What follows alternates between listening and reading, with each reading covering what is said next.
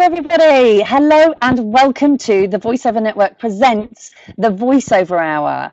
How are you all doing? Can you hear me? Oh, we just disappeared and we came back on, which is good. Today we are, yes, fantastic. Today we are talking sound advice and so much more with our very special guest, Dan Friedman. Yay! But before I properly introduce Dan, let's just start with just a quick welcome to all our members or all the non-members, because there are lots of you guys who have joined us today who aren't members of the Voiceover Network yet. So tell us where you're watching from, because this is always fun to see where everybody is watching from. We've got Portsmouth, we've got Mexico. Hello, Eric from Mexico. Brilliant, nice. I'm actually going there tomorrow. California, Spain, London, Los Angeles, London, Manchester. Hello, Manchester. Cumbria. We've got London. We've got Florida. Hello, Ginny in Florida. We have, oh, everybody's my typing old stomping away. Grounds. There we go. Oh, yep, Susan. Oh, is it? Oh, nice. Yes, Florida. I grew up in South Florida, yeah. Did you? Oh, beautiful. We've got Surrey. We've got Asheville. Yay. What's up, Dan? Hey, that's me. Yay. We've got John in New York, David in Hastings. Wonderful. Good stuff. Hi, everyone. Yay. So welcome, everybody, wherever you are in the world. Welcome. It's great to have you on the Voiceover Hour today. Please do ask questions as we go along. We've got Lisa as well joining us. Lisa, do you want to say hi? Lisa Picaro? Are you there, Lisa? Hi, guys. So Lisa I'm is the here. events and production coordinator for the Voiceover Network. So Lisa's going to kind of field some of your questions and then pipe in with them. So those of you that aren't members of the Voiceover Network, just to give you a little bit of a brief about what we are about. I'm Rachel Naylor. I am a voiceover artist. I'm an actor. I'm founder of the Voiceover Network, editor of the Buzz magazine, and host of the Voiceover Hour. So the Voiceover Network is something that I set up 2.5 years ago, and it's about helping, supporting, and strengthening the voiceover industry. We work in an amazing industry, and I love this. It's the best job in the world, but it is moving so fast, and there are lots of things changing, people coming into the industry, people who've been here for a long time, technology, marketing. So what I wanted to create was a home, a hub for us all to come together and help and support each other. And so that's what the Voiceover Network is. And we have loads going on. So we do a lot of training, webinars. We've got training both in person and online. We have events. We've got the Buzz magazine, which is actually the only magazine in the world dedicated to the voiceover industry. There it is, Dan. That's it. And you're in that one, which is cool. Yes. Yes, and you get lots of access to loads of amazing people. You get the Facebook group, which honestly is the most friendly Facebook group you will ever be part of. It's a really wonderful, supportive, incredible community, and you'll get a bit of a taste of that from all of our wonderful members who are watching today. And there's lots of, you get loads of resources in the members area, and you also now, brand new part of the Voiceover Network, because we've got our new website, which I would love you all to check it out. You get a profile page. And that's a new bonus part of your membership as a member of the Voiceover Network. You get a profile page to build in the members area, and we have lots of casting directors and producers and agents who are now members who are using the resource that we have, which is our members, which is fab. So people are getting booked for work, which is good. So yes, so that's the Voiceover Network. Today we have a hashtag, which is hashtag VON webinar, VON webinar. Please do use it and tweet and Instagram and Facebook post and share stuff that you pick up, anything that you want to kind of share from this webinar. Yeah, and I'll always retweet and reshare. So that's all good. Wonderful. Excellent. Yes, and ask questions as we go along. And at the end, I'll do a deal for anyone who's not a member who wants to come and join and be part of the Voiceover Network family. So, moving on, talking sound advice and so much more. Today we have a very special guest. We have Dan Friedman, who is a producer, audio engineer, author, voice talent and voice coach. Dan lives in North Carolina. He's got over a decade of experience in the voiceover industry as a producer, and a director. Produced thousands of audio productions for radio, television, web, e-learning, corporate audio. Published a book called Sound Advice in 2010. Have we got a copy? Oh, look at that. There it is. Which is basically voiceovers from an audio engineer's perspective. Dan is a fabulous writer because he writes a wonderful blog and wrote an amazing article for the Buzz magazine. So welcome, Dan Friedman. Thank you, Rachel. Yay. I'm so glad to be here. Oh, it's lovely Look to how have many people are here. It's amazing. Yes, we've got lots and lots of people all over the world, which is wonderful. And it's lovely to have everybody watching in. And thank you, Dan, for joining us today. Oh, my pleasure. Thank you for inviting me. Yay. So we met at VO Atlanta. Yes. Officially, yes. We were probably Facebook friends first. Yeah, so that was good fun, really good fun. We were talking about that earlier and talking about, who's going to be going this year or next year. But yeah, I'm going to be there with bells on for sure. Yes, I think our entire group is taking over a hotel, the entire hotel, according to what I've heard so far. Amazing. Gerald does a great job with putting that together. He really does, yes. Wow. So, but yes, excellent. So tell us, Dan, from the beginning, how did you tell us a bit about how you got into voiceovers and sound engineering and how they kind of go together? Sure. So it was, kind of interesting. I actually, the way I got into sound engineering was I was working with bands in college, and I was there mostly actually doing photography and marketing and promo work and creating logos and that sort of thing. And then because I was at so many shows, I got to know one of the sound engineers at one of my main band's house gigs, and he had to leave town for a couple of weeks, and he couldn't find a replacement, and he said, "Hey man, you want to learn how to run sound?" I'm like, "Hell yeah, I want to learn how to run sound." So I jumped at the chance, and then after about 5 months of doing that, two gigs a week roughly, I started to get pretty good. Like, people were complimenting what I was doing, but I didn't really feel like I knew what I was doing well enough, so I ended up going to school for it, and finished out my schooling there at the recording workshop in Ohio. And then they teach you, of course, how to twist all the knobs and why to twist all the knobs and that sort of thing.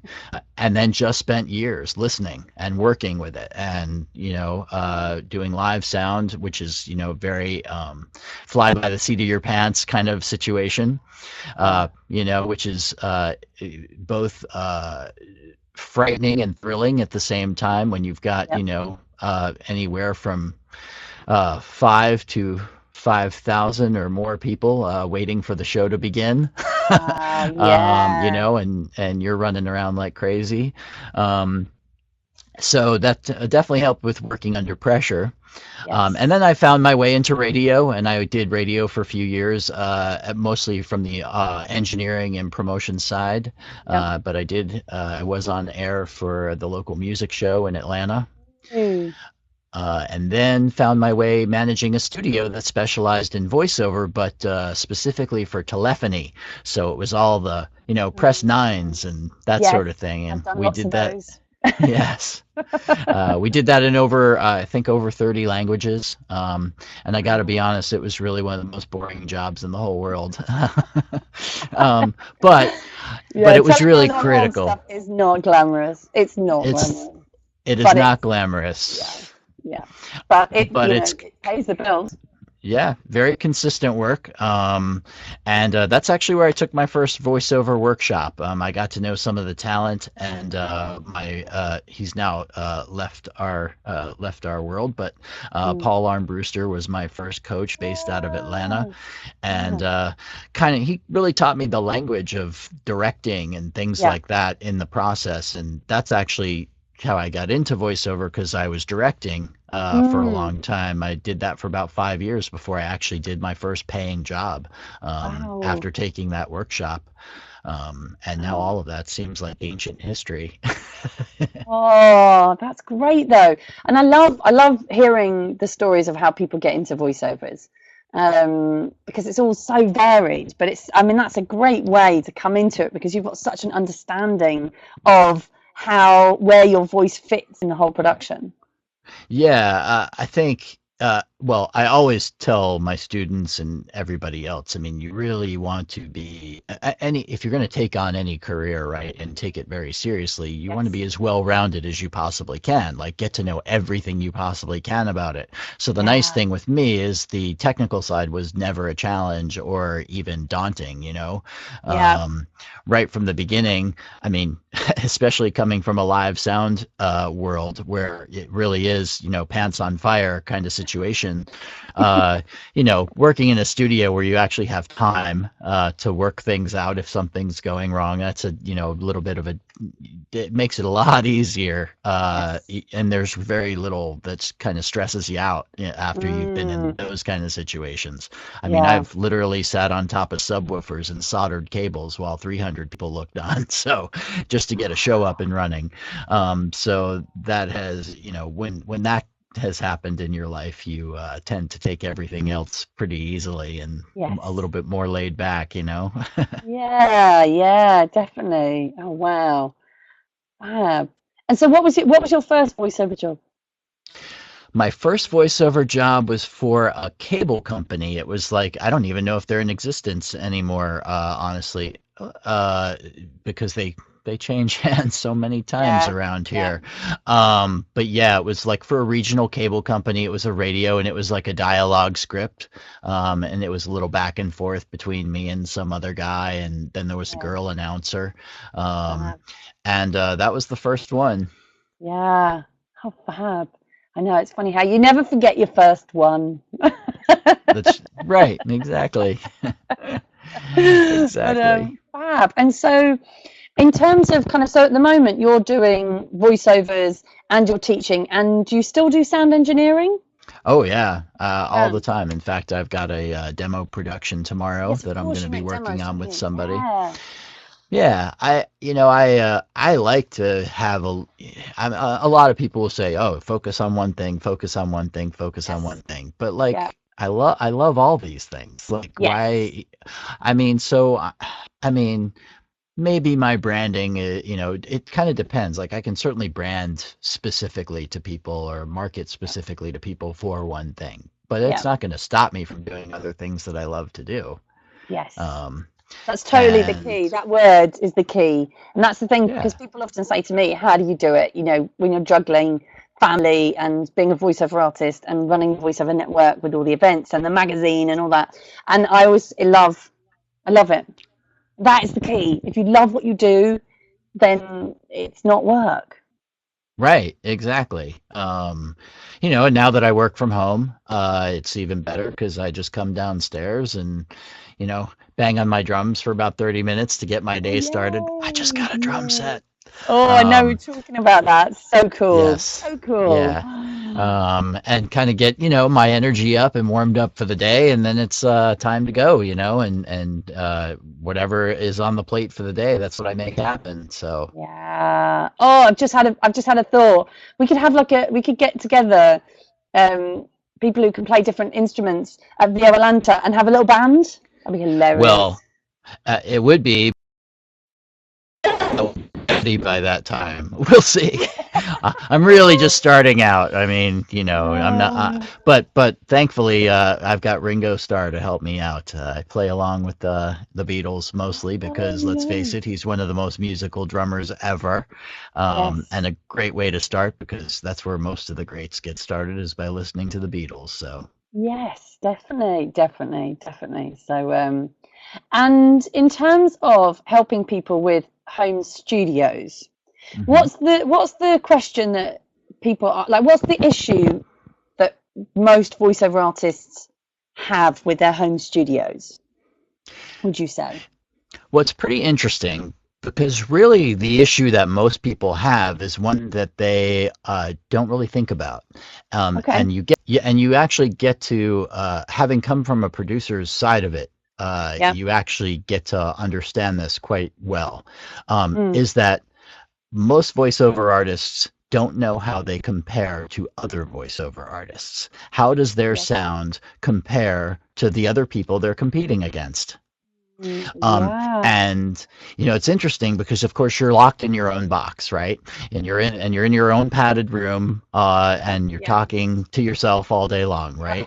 Um, and you don't really know how you compare to the people you're competing against. Yeah. So a couple years ago, I actually wrote a blog about this, and my suggestion in the blog was to say, hey, get a network of people together, friends, other voiceover artists, and, all basically submit your sound to each other Hmm. and compare how your sound is to those that to your other friends. Yeah. Because let's face it, these days it is so competitive, and you're Yeah. out there in the world with Yeah. all these other people that are working at my level, people working above my level, people working below my, at all levels, new people. Yeah. Um, and the bottom line is you need to be competitive. You Yeah. can, it's not just enough to be a good performer. Yeah. While you may be a good performer, your sound has to be as good as everybody else's out there, because bad sound that's going into the trash pile when you send it to a casting director. Yeah. It's, while we do have a lot of power in these little boxes, they're just not, Mm. on their own, they're not really good enough to be recording auditions from when you're competing against people working from a real studio. Yeah. Yeah. Definitely. And Definitely. that's an issue that I don't think a lot of people think about, but it is Mm. certainly the best way to know kind of where you stand. Yeah.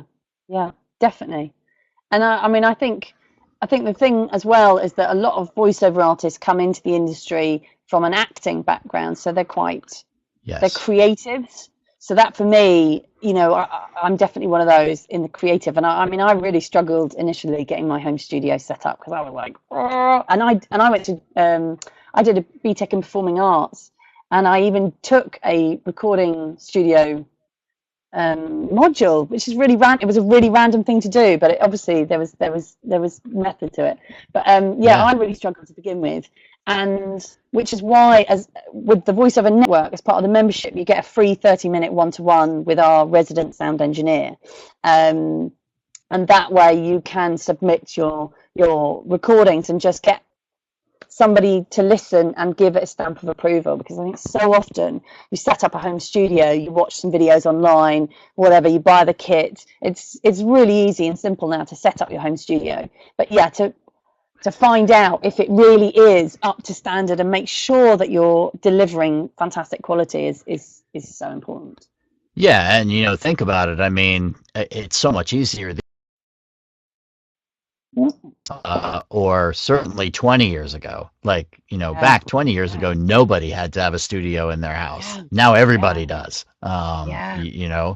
So, and it's just a lot easier. I mean, you can get really great quality, with very minimal investment compared to what it was. I mean, Yes. back, Yeah. think about it, 25 years ago, most of us were still working on tape, right? So just to Mm. have a tape machine would have been an extreme expense. Oh, So it's easier now than ever, really, to do that. Um, definitely. I was and I was having a conversation with somebody yesterday, actually. It was and talking about how Urban Outfitters. I don't know if you have Urban Outfitters. Do we you have? do. You In do. fact, we have one in downtown Asheville, come I to think of it. do. Oh, nice. Well, I went into Urban Outfitters the other day, and they were selling tape players. Wow. I couldn't believe it was like a retro thing. They were actually selling tape players and tapes, and they had like a tape of Nirvana. It was so bizarre. I didn't buy it. I felt like buying it just so that you sort of put it in a glass box and be like, this was what we had back in the day. Yeah, you can't see it, but actually, right to my this side, I have my boombox that I got when I was 12 years old. It doesn't work. Wow. It doesn't work to play tapes anymore. But if I actually wanted to, I could run it through my system and play audio through it. Oh, It still wow. works as throughput. But oh my Yeah. gosh, when I got this boombox, I mean, I was 12 years old, and it was my Wow. 12th birthday, and I cried. It was like the one thing I wanted more than anything. I I was passionate about getting this boombox. It was, I wanted to be able to play my music. Yeah. Oh, brilliant. Oh, how funny. But yeah, I mean, the industry has changed so much. Yeah. And yeah, I mean, I remember when, like, I remember talking about setting up a home studio, and I was like, what? No way. You couldn't set up a home studio. You need like, thousands and thousands of pounds. And now you can set up, really um, cheaply and easily. Um, Yeah, far more expensive and really good quality too. yeah, yeah, yeah, yeah. It's So, fab. And in terms of, so you do a lot of coaching. Oh, here we go. Oh, we've got a question. Somebody's asked about the Kyotica eyeball. That's a good question. What are your thoughts on them? better to have a better sounding room. Yeah, yeah, Go yeah, for the room. That yeah, just if you think about the cost of something like that versus the cost of maybe getting some mineral wool insulation, yeah, and some burlap and some wooden, you make it building some easy wooden frames, yeah, that you can actually, hang like pictures around your room. yeah, The cost is roughly the same, for a lot better result ultimately, yeah. for what you're going to get. And of course, none of those devices, those portable devices, help with soundproofing, which is different Yes, from room acoustics. And yes, that's something that a lot of people get a little confused about. Soundproofing is keeping the outside sounds out and the inside sounds in, whereas room acoustics is how does my space actually sound when sound waves are bouncing around inside that space, and yeah, how is that affected? yeah. Because yeah, that's a mistake a lot of people make because they think, oh, if I put these the sponge up everywhere, then it'll make it sound insulated. And you're like, no, no, no, no, no, no. That's the acoustics. Right. Yeah, exactly. And that's, people tend to use soundproofing, they think that's interchangeable with room acoustics where it's really not. And, Mm, one really important thing to think of is, and I get that, microphones and all that other stuff is the sexiest topic we get to talk about as voiceover talent, no question. But yeah, your sound is you first, your ability to perform and communicate, and yeah, second is the space that you're in, your yeah, environment. yeah, Those are the two most critical things to your sound, yeah, and then microphones and the rest of it. yeah, yeah. It's absolutely the key. And what are some kind of easy things for people to use for soundproofing? Do you have any kind of Well, yeah. So if you're just getting started, I get that you don't want to make serious investments in this stuff until you're trained, until you're ready to actually compete and things like that. So I definitely recommend packing or moving blankets. yeah, That's a pretty, they're very solid. And some, if you were to go to an online retailer or something and they say, they might actually call them sound blankets. yes, um, Theater curtains, nice yes, heavy material like that. All of that stuff is really good, and you can get some of that stuff even used. yeah, Maybe a school or something is getting rid of their old theater curtains or whatever. yeah, So that's a pretty good way to go right in the beginning, just to get yeah, yourself started and really isolate the acoustics of your space somewhat. yeah, Um, you kind of want full enclosure, yeah, as best as you can. But everybody's is different too. That's the other thing. And it's easy to say, oh, well, you should do this, right? But I mean, my room is different than your room. So the Yeah. treatment that I need is than the treatment that you need. So, and Yeah. materials that the room is made out of, and the size of the space, and all those things come into play. Yeah. And there are people that specialize just in acoustics of spaces, and so it's a whole field unto itself, really. And it's fascinating when, there are just some sounds that will just get through anything, aren't there? I mean, Seems like it, yeah. the Harley Davidsons that I have that go outside my house, no matter what, I can't stop them. Yeah. Well, I have lived in my neighborhood now for 17 years, and I mean, we have a very quiet subdivision. It's very quiet here, and there's been an empty lot across the street for as long as I've lived here, and they just started building a house. And let me tell you, beep, beep, beep, from the backhoes and all that stuff. I mean, it's driving me a little. And you're like, no, please, I've got a really big, important voiceover job I need to record. Yeah, and thankfully, I mean, I've been able to work my way around that, and this room is pretty well isolated. It's underground largely, so it's at least half of it anyway, and then I have a door to the outside, so it hasn't been too terrible.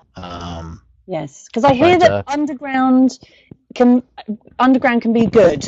That's sort of, if you have a choice, that's usually the best place. Is that right? Well, soundproofing wise, you're isolated by the earth. Yes. However, those low frequencies can certainly penetrate a lot of that at times.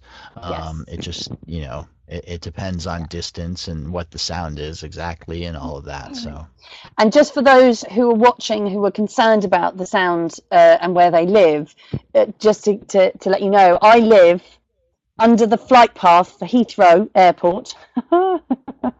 I live on a really busy junction, a very busy street with a bus stop outside and an ambulance station down the road. And so, yes, it can be done. And I record all the time. So it's, but yeah, I have a lot of soundproofing, and I've got triple glazing and the works. But I remember when I first started. Guys, we have a question. Oh, yeah, go on. Yeah, all right, yeah. So just to butt in, sorry. Stefan Frank is asking. Oh, hey, what Stefan. is your setup? What is your setup? DAW, mic, pre, Mac, PC. Sure. I'm on a Mac. I use an iMac, and my Sennheiser 416. Oh, nice. Goes into my Universal Audio Apollo. And I am using Cubase as my main DAW. I also have, Audacity, and I have Twisted Wave, and just in case I need them, I guess. I don't know. I don't really use them all that much. But Cubase has been my favorite. I've used Cubase and Nuendo pretty much my entire digital career since Cool Edit was the earliest one, but it was funny because when I went to recording school, they had this program that they had just come out with. We were editing on tape, and then we moved over to the room next door, and they said they had like 2 computers in there, and they said, hey, they just came out with this thing, Sound Designer or whatever, and that became Pro Tools. But I was still learning how to edit on tape in recording school. Gosh, yeah, amazing. I know we've got it so easy now, so easy. Yeah, we really do. But the reason I like Cubase and Nuendo by Steinberg are early on they were kind of the main competitors to Pro Tools, and they allowed second party or third party hardware, whereas Pro Tools you always had to use their proprietary stuff. You always had to use the DigiDesign stuff, and that wasn't always a good fit, if there are, so many other manufacturers making good stuff out there. So that was one thing. And then the other thing is just and this is important for anybody choosing a DAW, because they really deal with sound basically the same, because inside the computer it's all ones and zeros to them, to the DAW, but to us it's about, the user interface and how easy it is to understand and make your workflow something that you can scoot through quickly, because you don't really want the tools to be a hindrance to getting the job done. So for me, when I looked at Cubase and Nuendo, it just made sense. I mean, I looked at it, and having had worked with Cool Edit, the edit desk looked very similar, and the mixing desk looked pretty much like I would expect a mixing desk to look if I walked up to a desk in a live sound situation, which of course, again, being a fly by the seat of your pants kind of situation, you want to be able to look at it and say, okay, I get that, and I can work with that. Yep. Fab. So for those who haven't got a studio yet, I don't know how many are watching who are thinking about setting up a studio, what would you say would be the kind of first things, the first steps that they need to make in order to set up a home studio? Yeah, what choose your space. should they be asking? Yeah. Well, I always recommend that you, first of all, choose your space really carefully. Yeah. Like, for instance, living in a suburban neighborhood, I don't have the problems of, living in a city, which is much more difficult. But, at the same time, like, so you sit down and hopefully you have a couple of options. And if you don't, then at least you have to sit down in that space before you've even set anything up, and just sit down in the space and listen. Like, take a few minutes just to listen, and then do that at different times of the day, and then determine what you hear. Like, because in a suburban neighborhood, at 11 o'clock in the morning, it's probably not going to be too crazy out there, right? I mean, it's going to be pretty slow and quiet, and the worst you'll hear is birds chirping and wind blowing through the trees. However, 3:30 in the afternoon, when kids are getting off school buses and they start to scream, and then the dogs start to bark and all of that stuff, I mean, that's, you can't really stop that. So, that's a sound that you can't really control. Yeah. So my suggestion is always to sit in the space and determine what it is that you hear, and then determine whether that's a sound I can control or a sound I can't control. Yeah. You can turn off your air conditioner, but you probably don't want to turn off the refrigerator. So if you're hearing, the refrigerator, then maybe you either have to fix or adjust that so that you don't hear that anymore, or you have to change spaces. Where if you're hearing the air conditioner, well, I'll just turn that off for the time that I'm recording, and that might be a little inconvenient for other people in the house, but hey, you're getting your job done and bringing home the bacon, baby. So they can put up with that for a little bit. And what about, because I know this question comes up a lot, treating it afterwards? So recording, I mean, in a space, and then like taking out all those sounds afterwards. Yeah, so like noise reduction and things like that.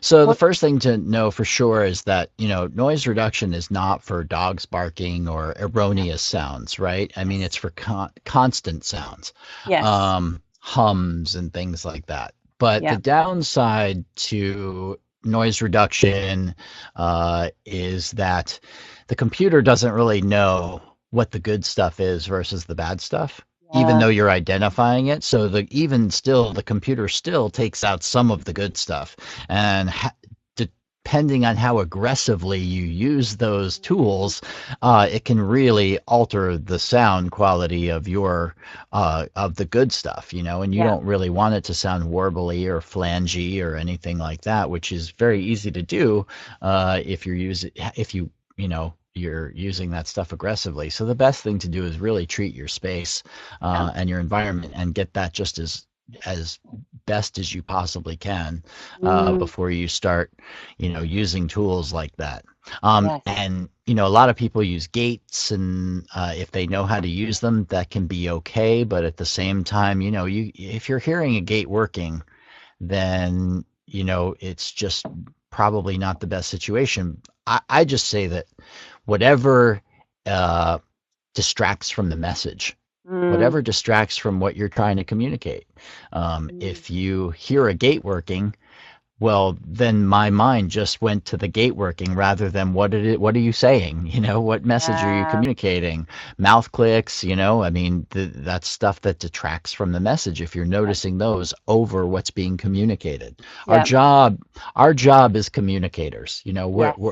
Yes, we're selling. Yes, we're influencing. Yes, we are doing all kinds of things Yeah. like educating, directing, providing instructions. All those things, we are doing those things. But ultimately, when you boil it right down to it, to its absolute base, we are communicators, Yes. and we don't want to distract from what it is that we're trying to communicate. Yeah. Love that. Definitely. Absolutely. And in terms of um, from a producer's point of view, how much editing do you think voiceover artists should be doing? Because I hear this all the time about, some voiceover artists who do loads of editing and they take all the breaths out and all this kind of stuff, and then others who do very, very little and they just record, press start, press stop, top and tail, send it to the producer, and the producer does that. What are your Yeah, thoughts on well, I think it depends on a couple of factors. The first thing is, especially when you're doing auditions and whatnot, I think it is really important. It's basically like sending a resume, right? You don't that? really want any mistakes in your resume, Yeah. Yes. even if that's just an extra period at the end of a sentence. Like people notice that kind of stuff. So you really want to you want to edit to the point where again it's not distracting from what you're communicating. Yes. Now, if you are sending to a producer who is going to use that in a final production, then I certainly would defer to them as far as asking exactly how much they want you to do. I typically, if I'm sending my stuff to somebody else, I will take out, usually I'll record on my end, regardless of whether they're recording on their end or not, just for safety's sake. Yeah. And if they do need my audio for any reason, I'll take out a lot of the space, between the takes or whatnot. I will, if I flub something and it's clearly not usable, I will definitely take it out. But if maybe I gave like, half of a couple different introductions, or, I picked something up along the way, I might leave those portions in there where I picked up because maybe there's a little something in there that they like better than the pickup. Yeah. But I definitely, always recommend deferring to the people that you're working with as to how much or how little they want. I think it's just polite to clean it up a little bit, just to get some of the, so they don't have to sort through a lot of garbage like crosstalk when you're discussing, issues between takes, things like that. That should definitely be taken out. But in terms of breaths, because I remember years ago when I first set up my home studio, I would go through and I would take out all the breaths. And now, actually, I leave them in because I feel like I'm not going to do as good a job as a producer. And sometimes it can affect, if I mess up taking out a breath, I can't go back on that. Right. Hey. Again, I would defer a lot to the people that you're working with. The interesting thing about breaths is, in commercial stuff, we're largely taking them out anyway, just because of time. Because everybody writes their scripts long, so we actually, have to squeeze things into time. Now, on the other hand, with audiobooks, for instance, a breath can really set an emotional tone in many cases. Especially if you do romance novels. So, you might want to just leave those in because, it really helps to illustrate what it is that you're communicating. So it depends on there's no hard and fast rules about a lot of this stuff. It really does have to do with the situation, with the style of, the genre you're working in, all of that stuff. I do often find that breaths can be obnoxious once they have been compressed and all the effects and things added. I mean, if I hear a breath in a commercial, I spot it right away most of the time. Yeah. In a lot of ways. Yeah. Fab. Nice. Good stuff. Good stuff. Lisa, have we got questions? Yeah. I'm sure we've got loads. I do.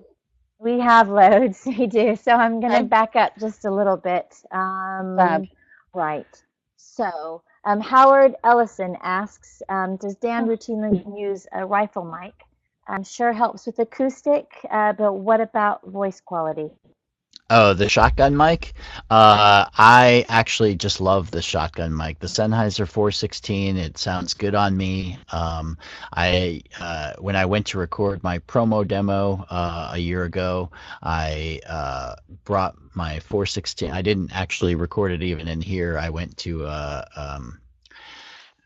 I could have honestly, but I just wanted 100% certainty that I was not going to deal with erroneous noises or anything else. Yeah.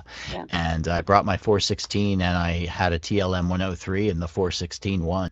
It just did. Yeah, I just like the 416. That's why I use it. And it does help with acoustics, but again, that's the kind of thing, because of the pattern on the shotgun mic, you do have to have good control of your body, because if you turn away over here, it's much harder to hear me.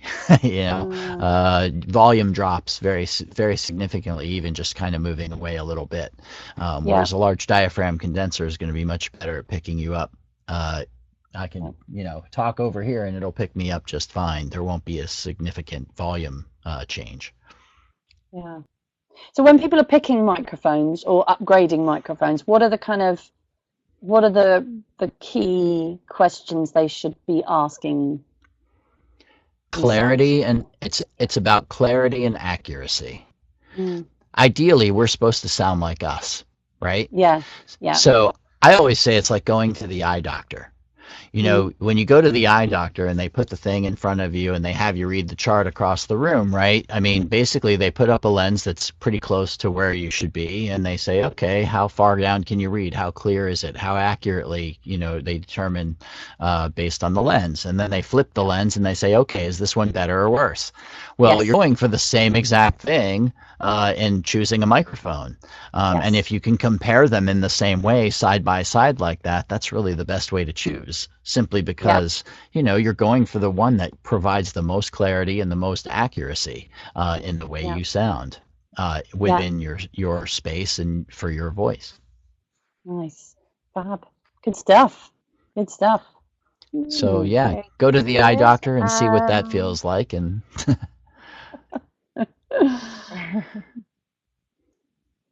Right.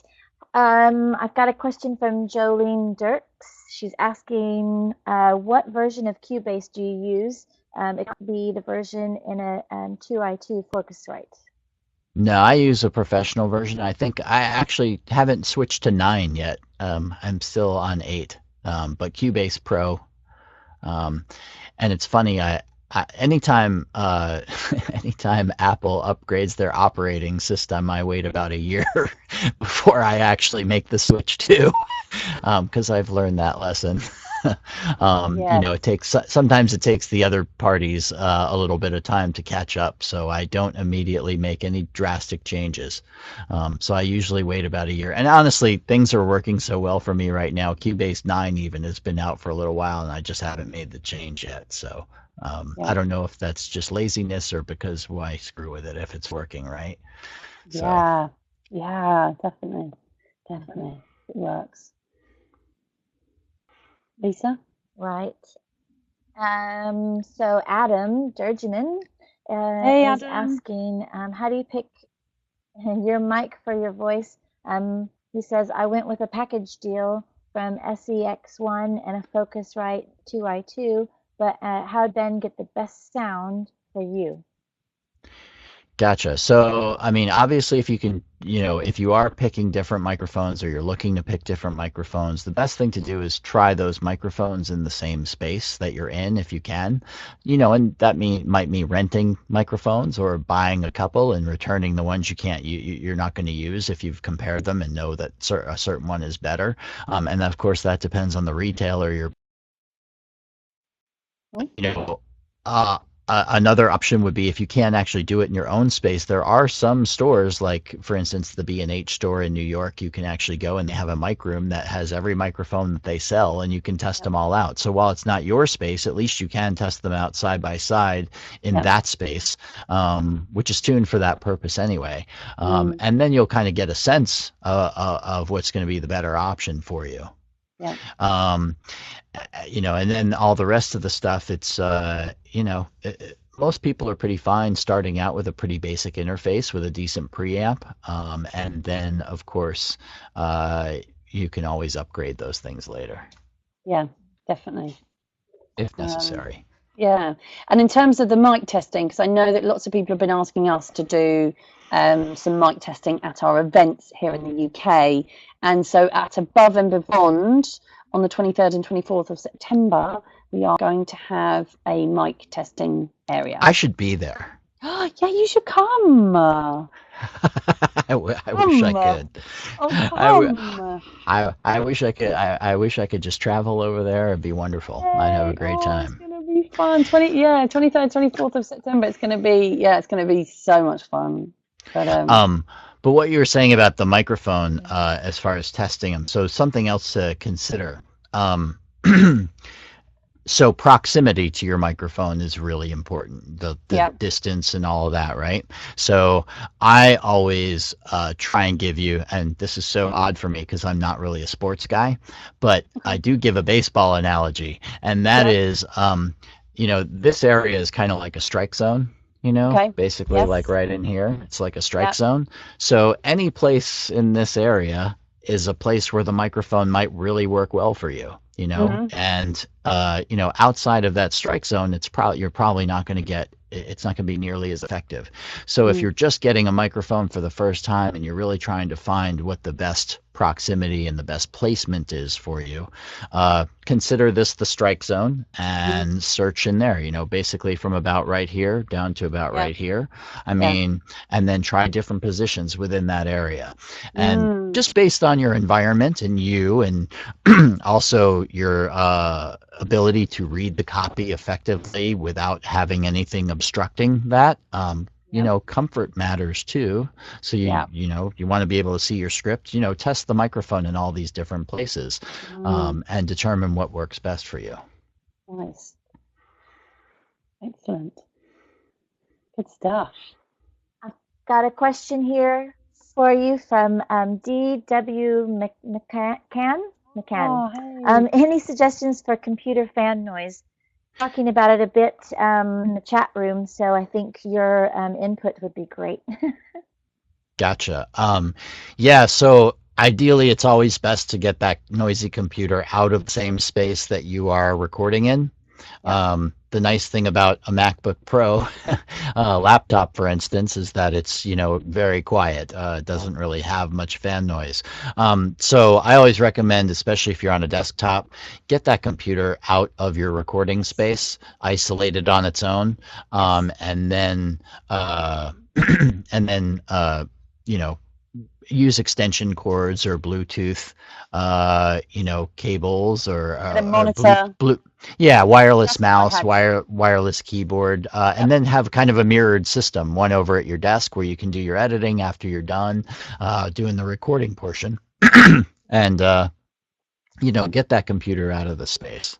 Yeah, that's what I did. I remember, and before I had a Mac, I had a very noisy fan. And I'd have my monitor in my studio, and a wireless mouse, wireless keyboard, and the computer is outside. Yeah, that's really the best way to go. Yeah, definitely. Good stuff. Yay! Oh, they're all, Right. I can't get through these questions fast enough. I know. It's getting smaller. I'm fine. Dan Ayers asks, can you recommend how to insert a window into a booth? What glass do you use? How do you angle it? Nice question. Yeah, so there are people that are far more qualified at actual studio construction than myself, but the general rule is to, have it at an angle. and then, of course, with an air gap in between the outside glass. Roughly about 2 inches is generally what's recommended there. And of course, as little reflective material such as glass as possible. And because you really don't want a whole lot of that going on in there. It just creates problems for yourself. And, lucky you if you're actually able to build that kind of space in your home, because not a lot of people can. No, I don't have a window in my booth. It's very and even like whisper rooms and Studio Bricks booths and things like that, they don't really angle their windows either, but they do keep them small so that it's not too much of an issue. Yeah. What are your thoughts on whisper rooms and Studio Bricks and sort of purpose-built booths? Yeah, I mean, I think especially if you live in a city or somewhere where it's very difficult to get proper soundproofing, then those booths are great. I mean, they really do provide a lot of isolation from the outside world. Now, as far as the sound of them themselves, I usually recommend that people buy some additional acoustic material to put inside, because they do sound a little coffiny. So a little bit of additional acoustic material than what they come with often helps. Yeah. To make them just sound a little bit better. But, so many people are used to the sound of them, because we're hearing so many talent that work with those or in those every day anyway. Yeah. So we know them. Yeah. Nice. Cool. Lisa, we got some more? Right. So switching gears a little bit, Dan Ayers asks, where does Dan get his work from? And he also asks where you recommend sources of information for voiceover talent. Gotcha. I recommend they buy my book and my book only. No, I'm kidding. Sound4vo.com. You can buy the book there. No, so I get work from a lot of different places. I mean, I'm constantly, and my assistant can certainly vouch for this. We're constantly working towards marketing and always getting our own clients. But I get work from the production house I used to work for, plus, other production houses. Production houses are great because they, they're pretty much at the front lines of, clients are coming directly to them for commercials and for narrations and things like that. Not always agents, who have to hire production houses. So it's kind of like one step. But I do get work from agents as well. I have agents in different regions of the country. So it's kind of a mixed bag of things. And I think really that's the best way to go about getting work anyway, is to have a lot of diverse places where it's coming from. I did something just locally that I recorded at last week. It's just started airing this week, but that's a local client for a car company. And then I did work from a production house. I did something from my agent, one of my agents, so it's really a mixed bag. I don't really participate in pay-to-play sites so much right now. I kind of got burnt out on it a little bit. I definitely did for a couple of years. Voice 123 has been kind of the main one that I if I were to be on a pay-to-play site again, and I may someday, but that is probably the one I would go with, or Bidalgo. Yes. I'm staying away from that other one. Voices.com. I wasn't even going to say it. Yeah, well, we can say it because there are people on here who don't know. But yeah, that one and the Realm one. Yeah. No, we're going to stay away from those. Yeah. It's I actually just got an opportunity from Voice 123. The nice thing about it is, you can still put up a free profile, and sometimes people will find you. And having had been an active member in the past, there are people that know me on there already. Usually what happens is, I pay my subscription and then I make enough money to pay that off plus a little bit more, and then I stop auditioning. I just get bored with it. It's like, okay, it's just like a lot to keep up with on top of all the other stuff that's coming in. So, nice, definitely. But I think one of the keys to getting work and getting, regular clients is networking. Oh gosh, relationships. Networking. Yeah, it's all about building relationships, and it's all about meeting people and helping them, and being part of the voiceover community, because so often you get work from other voiceover artists as well. Yeah, absolutely. I've gotten a lot of work that way. I've gotten a lot of agents that way. Yeah, if somebody can walk, if you don't know somebody and somebody knows the somebody that you want to meet, right? Yeah. What's the best way to make that connection is for them to walk you in the door, not for you to show up as a stranger, right? Yeah. So it's really about networking. There's two things that I think are by far the most important things that anybody in probably any industry really needs to know to be successful at anything. Mm-hmm. The first is be good at what you do. So in our case, that means, really be able to communicate well and understand that the words on the page are almost secondary to the feelings you're trying to create when you are, speaking them or communicating them, right? So get the training you need and be really good at what you do. And then the second thing is be somebody who other people want and like to work with. Yeah. Because really I have worked with people in my time in my career that, especially, and sometimes this is like people that have been in the industry from way back when I remember when it was so easy, or to get work and all that. And, some of them can be pretty bitter about, how things have changed. And, there's no space for a diva attitude in this business anymore.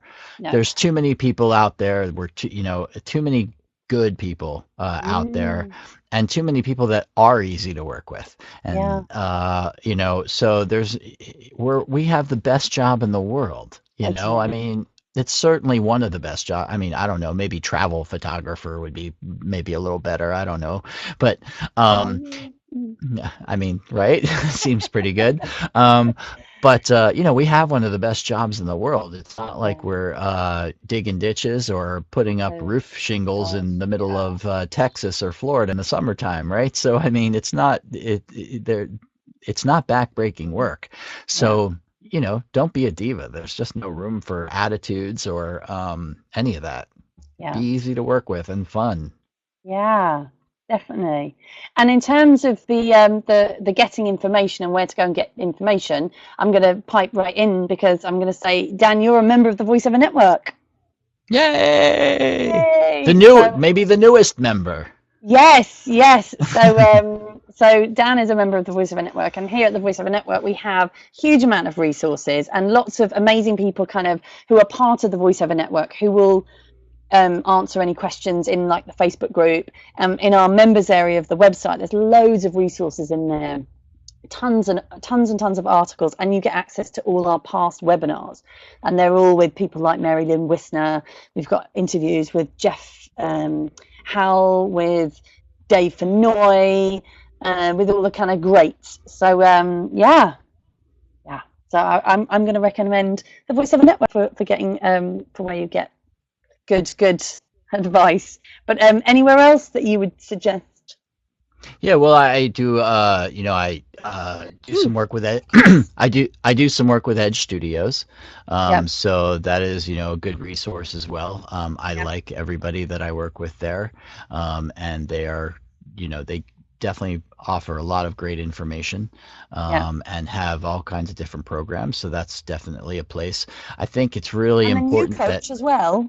And me, yes, absolutely. Yes. I do performance coaching. I coach because I love it. I mean, on top of doing, I was hesitant at first. A few years back, I was thinking, I mean, I've been directing these sessions and coaching people for years on actual sessions, should I even put myself out there as a coach? And then I kind of discovered, wow, I kind of love doing this. Like, I really enjoy working with people and watching them come from point A to point B and improve.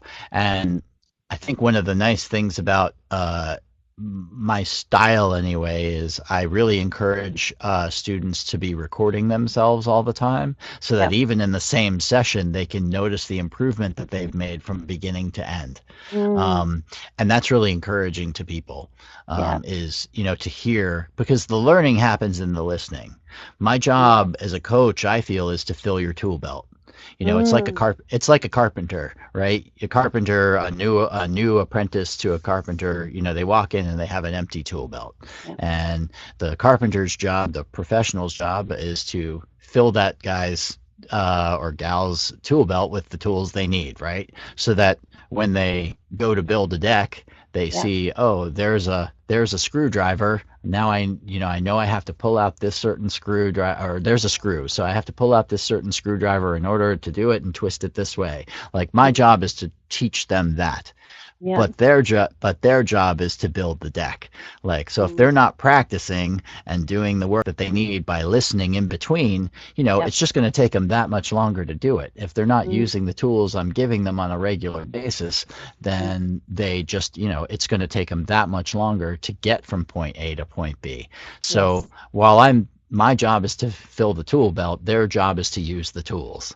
Yes. And that's one thing that a lot of students just don't get. Like, they feel like it's, this should happen. Oh, I go to a coach and I'll learn how to be a voiceover talent. And yes, you'll get the tools, but if you're not using them every day, Yeah. that's really important, consistently, because even the carpenter who goes out and buys all the right tools, right? If they're not using them, then they're still not really accomplishing anything. Yes. And Definitely. the learning happens in the listening. Absolutely. And I think the other massive key is it's about surrounding yourself with the right people as well. So Absolutely. you want to surround yourself with people who are doing stuff, people who are supporting you, people who are encouraging you, people that you see who are totally smashing it in the industry, who are doing the marketing and the social media. And so I think that that's so important. And in an industry where we spend a lot of time on our own, talking to ourselves in a little black booth, being able to connect with other voiceover artists and agents and producers and casting directors, so Absolutely. important. It's hugely critical. I mean, let's face it. I hired an assistant about a year ago. Well, 9 months ago, December. Yeah. And it's because when I left my company that I had worked for 13 years, when I left there, I was all guns blazing and thought, yeah, I'm going to tear up, I'm going to rock the VO world, right? But and while I had a reputation and had a name for myself, I still realized, shit, there's something. Can I say that? Yeah, it's fine. all right, Yeah. good. I was like, there's still, as it turns out, I don't know everything, and I'm not, and of course I knew that, but there are certain things that I either don't know, or that I know, but I'm not good at, or that I don't really want to spend my time doing. So Yeah. I hired an assistant to help me handle those things and manage those things. And a lot of that is just being proactive in marketing and Yeah. getting my name out there to people who've never heard of me before. Because I mean, because we are so isolated, all you have to do is travel to another city, just for whatever reason, whether that be luxury or whatever, and just take a look around as you're driving around. There's companies everywhere, I mean, I know this is not some big revelation, but it Yeah. is something that you think about, like if you really take a second, like, wow, there are billions of people out here, and you think that you might, have a good contact list and that a lot of people, and you probably do. But at the same time, there's billions out there who've never heard of you, don't care, one way or the other, until they need you. And you want to be the person that's there and ready to go when they do need you. So you just got to keep hammering away at it. And it takes a lot of patience, persistence, and professionalism. And sometimes all of that is really, daunting. But, Yes. as I always say, at this point in my life, I'm not qualified to do anything else. So this better work. And I'll probably say that when I'm 80. Yeah, brilliant. Oh, wonderful. What fantastic. What are we? Oh, we're 10 minutes over. We always tend to go over slightly, people. But yeah, Wow, I feel like wonderful. we're just getting started. No, it's gone too quick. It's gone too quick. We'll have to have you back. I'd love to come back. Thank you for inviting me. This was wonderful. Oh, it's been brilliant. Really brilliant. Lisa, are there any like burning questions just to finish off with, or are we good to wrap it up? Yeah, I think we're good to wrap it up. They're asking for your hashtag, so I think you're going to get a lot of followers soon, Dan. Dan, so, yes. So what's your @? It's Dan Friedman VO. At Dan Friedman VO on Twitter. Hashtag Sound4VO. I'm on Facebook, obviously. I am on Twitter. I'm on LinkedIn. All the major ones, I guess. Yay! And you're now in the Facebook group of the Voiceover Network. Yes. And my young assistant is trying to get me involved in some of the others, like Instagram and, oh my gosh, some you should so be on Instagram. Instagram's brilliant. Well, I know I am, but I don't know how to, I'm older than I look, so I'm still trying to get, catch on to some of the, the newfangled stuff that the kids are using these days. Yes. Oh, well, I do a social media workshop, online social media workshop. So. Well, I am going to have to take that. Yeah. So which is good. So I love social media. But fab, and we are at Network VO for anyone who isn't already following us at Network VO, and the hashtag is VON Webinar, VON Webinar. And I will retweet and share all of your tweets and stuff. So fantastic, wonderful. Well, thank you so much, Dan, for joining us. I love you. I'd be on this program any day of the week and twice on Sunday. Yay! Oh, wonderful. Well, we will have you back, and we're working on some stuff at the Voiceover Network. So we've just taken on a resident sound engineer who's called Rich O'Donoghue, who we announced today, who's based in the north of the UK, and he is going to be doing one-to-ones with members. They get a free 30-minute one-to-one. But we also are going to kind of embrace you and have you involved in more and more stuff coming up, because awesome. Yeah, definitely. Hey, we just got to figure out a way to get me over to the UK. Yeah, let's do it. Let's do it. Yeah. And then I already know you're coming to the States, so yes. I hope I get a chance to see you. Well, we'd love Asheville would love to have you. Yeah, so I'll have to do that. But yeah, I am coming out to the States again a couple of times later this year. Can't wait. So LA, San Francisco, LA, and New York. And then maybe next year Atlanta. So I'll see you there for sure. Oh, Jackie says Canada. Come to Canada. Yeah. I love Toronto. So my best friend lives in Toronto. Am I allowed to tell a quick story? Do we have time for that? Yeah. Okay, good. So when I was in college, my first college out of high school, I left Florida to go to Michigan State. I mean, as far away from Florida as I possibly could go reasonably, right? Well, I couldn't afford at the time to go home for both Christmas and Thanksgiving. So my roommate and his girlfriend and her roommate, we all went to Toronto for the weekend over Thanksgiving and just had a great time. And of course, we could drink there legally, which was awesome. Nice. And we did Toronto and had a blast. I would love to go back. Yeah. Oh, I want to go to Toronto as well. In fact, I might well try and squeeze in a trip to Toronto in November after the Voice Arts Awards in New York. We'll see. So yeah. I'm still we're debating that about going to New York for that. Yeah. So I might be there. I don't know yet. We'll see. Oh, I'm going. I can't wait. I'm going to go. Maybe I'll just go to see you. Yay! Yeah, we go and hang out in New York. Brilliant. We'll have a blast. Yeah. I love New York. Wonderful. Oh, it's so fun, but wonderful. Right, we better wrap it up. Children to feed, and people have got, I don't know, jobs to go to, stuff to record, wherever you are in the world.